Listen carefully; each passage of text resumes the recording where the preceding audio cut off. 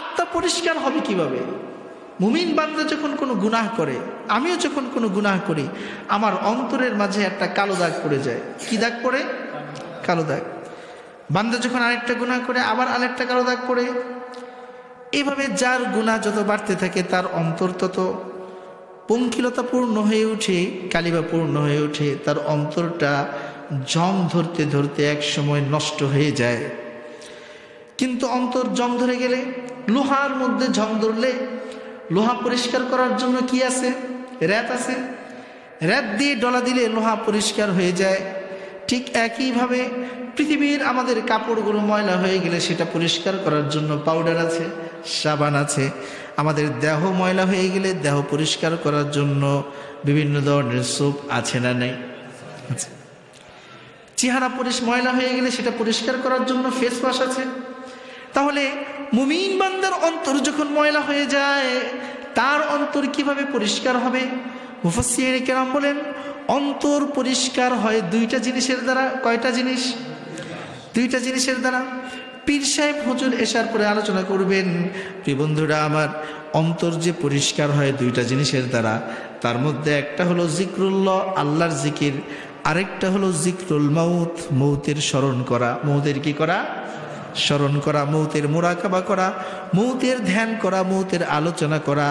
মৌতের আলোচনা করার দ্বারা অন্তরের যে পঙ্কিলতা রয়েছে, অন্তরের যে কালিমা পড়ে যায়, সেই কালিমার দাগগুলোকে অন্তর থেকে দূর করে দেন কে?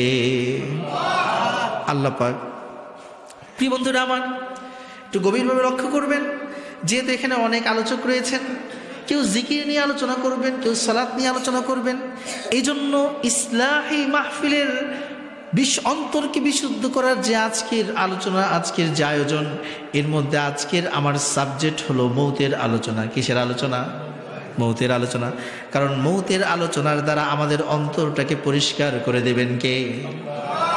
একটু চিন্তা করে দেখেন, কারো বয়স 80, 70, 90, 100 হয়ে গেছে, কিন্তু দুনিয়ার মধ্যে কেউ চিরকাল থাকতে পারে নাই।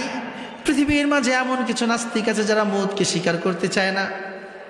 একটু ধৈর্য ধরে আপনারা শুনুন, তাহলে আপনারা বিস্ময়কর কিছু তথ্য শুনতে পারবেন। কোরআন থেকে আমি কথা বলবো ইনশাআল্লাহ।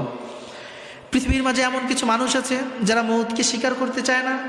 যেমন কাফেররা বলে, ইযা মিতনা ওয়া কুন্না তুরাবান ওয়া ইযামান ইন্না লামাবউসুন।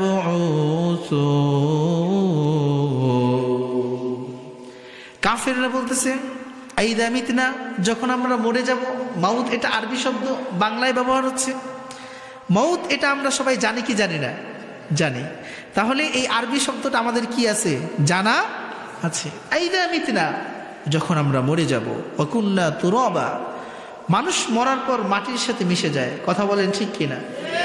কিছু ব্যক্তি ছাড়া, আল্লাহর ওলিরা ছাড়া, শহীদরা ছাড়া, সাহাবায়ে কেরাম ছাড়া পৃথিবীতে প্রমাণিত, হ্যাঁ, মাটির সাথে মিশে গেলেই যে সে গুনাহগার, এই কথা বলার কোনো সুযোগ নাই। কেউ মাটির সাথে না মেশা, এটা কারামত, অলৌকিকত্ব, আল্লাহ পাকের খাস রহমত। কিন্তু মাটির সাথে মিশে গেলেই যে এই বান্দা গুনাহগার, এই কথা বলা যাবে? এটা স্বাভাবিক নিয়ম। আল্লাহ পাক এই নেচার তৈরি করে দিয়েছেন। কারণ আমি মাটিতেই ছিলাম, আমরা আবার ফিরে যাব কোথায়? মাটির মাঝে। কাফেররা কি বলে? ইযা মিতনা ওয়া কুন্না তুরাবান ওয়া ইযামান ইন্না লামাবউসুন, যখন আমরা মরে যাব, মাটির সাথে মিশে যাব, আমাদের হাড়গুলো ঝুরঝুরে হয়ে যাবে। হাড়গুলো বাড়ি মারলে পাউডারের মতো হয়ে যাবে। দেখবেন কঙ্কাল যত মাটির নিচে পুরাতন হয়, হালকা টোকা দিলেও কখনো কখনো কঙ্কাল হাড়গুলো ভেঙে যায়।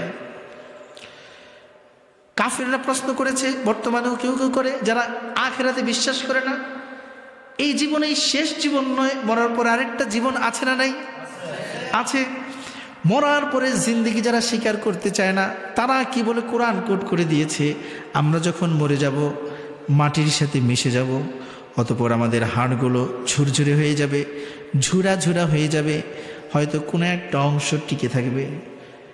ইযা মিতনা ওয়া কুন্না তুরাবান ওয়া ইযামান ইন্না লামাবউসুন।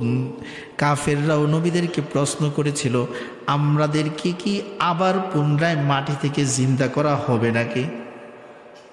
বলেন, আমাদের মরণের পর আবার কি আমাদেরকে পুনরায় মাটি থেকে জিন্দা করা হবে নাকি? কথা বলেন, হবে নাকি? কে করবেন? কে করবেন? কে করবেন? আল্লাহ পাক। কিন্তু কাফেররা তো এটা বিশ্বাস করতে চায় না। কথা বলেন ঠিক কিনা? তারা বলে এই জীবনে শেষ জীবন, খাও দাও ফুর্তি করো, দুনিয়াটা মস্ত বড়, এই জীবনের পরে কোনো আর জীবন নাই। রব্বুল আলামিন কাফেরদেরকে বারবার চ্যালেঞ্জ করেছেন, বিভিন্ন উদাহরণ দিয়ে বুঝাইছেন। এই যে আমাদের বৃক্ষ তরুলতা, বিশাল বড় একটি গাছ দেখি, আমাজানের মধ্যে কোনো কোনো গাছ আছে এমন যেই গাছের উপরে বৃষ্টি হলে মাটির নিচে পানির ফোঁটা আসতে, গাছের শিকড়ের গোড়ায় পানির ফোঁটা আসতে 24 ঘন্টা সময় লেগে যায়। আল্লাহু আকবার। এত বড় গাছ বানাইছেন কে? আল্লাহ পাক পবিত্র কোরআনের জায়গায় জায়গায় বিভিন্নভাবে বুঝাইছেন। এমন ভাবে আল্লাহ পাক বুঝাইছেন, মেথর, মুছি, সাধারণ কামলা, কৃষক, ড্রাইভার, রিক্সাওয়ালা, সিএনজিওয়ালা, অটোওয়ালা, শিক্ষিত থেকে শুরু করে সবচেয়ে মূর্খ লোকটা পর্যন্ত, স্পেস সায়েন্টিস্ট থেকে শুরু করে খ্যাতের কৃষক মজুর পর্যন্ত সবাই যে কথাগুলো বুঝতে পারবে রব্বুল আলামিন সেভাবে আল্লাহ পাক বুঝাইছেন। আল্লাহ পাক বলেন, আফারাআইতুমুন নারাল্লাতী তুরুন আআনতুম আনশাআতুম শাজারাতাহা আম নাহনুল মুনশিউন। রব্বুল আলামিন বলতেছেন, এই যে আমরা এখন রান্না বান্না করি কিসের চুলায়? গ্যাসের চুলায়। বলেন কিসের চুলায়? গ্যাসের চুলায়। গ্যাস একটি দাহ্য পদার্থ, কিন্তু কিছুকাল আগে, আজ থেকে 30 বছর আগে গ্যাস ছিল নাকি? 30 বছর আগে বাংলাদেশে গ্যাস কিছু স্বল্প এলাকায় ছিল। বৃহৎ এলাকায় মানুষগুলো রান্না করতো কিসের চুলায়? লাকড়ির চুলায়। আল্লাহ পাক বলেন, আফারাআইতুমুন নারাল্লাতী তুরুন, তোমরা যে লাকড়ি দিয়ে আগুন জ্বালাও, সেই আগুনের প্রতি তোমরা লক্ষ্য করেছো নাকি? আগুনগুলো কিভাবে জ্বলে? আআনতুম আনশাআতুম শাজারাতাহা আম নাহনুল মুনশিউন। এই যে বিশাল বিশাল গাছগুলো, সেগুলোকে কেটে টুকরা টুকরা করে সূর্যতাপে শুকানো হয়। শুকানোর পরে চুলার ভিতরে ঢুকানো হয় ম্যাচের কাঠি কিংবা পাথরের ঘষায়। আদিম যুগ বলেন কিংবা আধুনিক যুগ বলেন, যে যুগের কথাই বলুন না কেন, যেভাবে আগুন ধরানো হোক না কেন, সেই শুকনো লাকড়ির মধ্যে ভিজা থেকে শুকায়া শুকনো লাকড়ির মধ্যে আগুনের ফুলকি দেওয়ার সাথে সাথে এই গাছের কাঠের খড়ির মধ্যে আগুন ধরায়া দেন কে? পৃথিবীর গাছ কি সব শেষ হয়ে গেছে নাকি? একটা গাছ কাটলে আবার পরের গাছ উঠায়া দেন কে?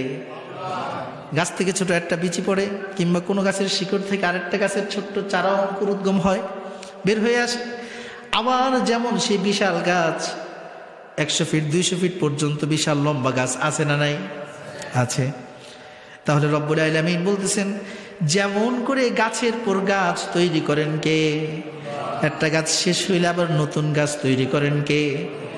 আপনারা বলেন, প্রথমবার সৃষ্টি করা কঠিন নাকি যিনি একবার বানাইতে পারেন তিনি দ্বিতীয়বার বানাইতে পারবেন কি পারবেন না? বিগাইরি আমাদিন তারাউনাহা, খুঁটি ছাড়া যিনি আসমান বানাইছেন, খুঁটি ছাড়া আসমান বানাইছেন। মানুষ পৃথিবীতে সৃষ্টি হওয়ার আগে মানুষের কোনো স্যাম্পল দুনিয়াতে ছিল নাকি? স্যাম্পল ছাড়া আল্লাহ মানুষ বানাইলেন। যে আল্লাহ স্যাম্পল ছাড়া মানুষ বানাইতে পারেন, মরণের পরে সেই আল্লাহর পক্ষে মানুষগুলোকে আবার জিন্দা করা সহজ না কঠিন?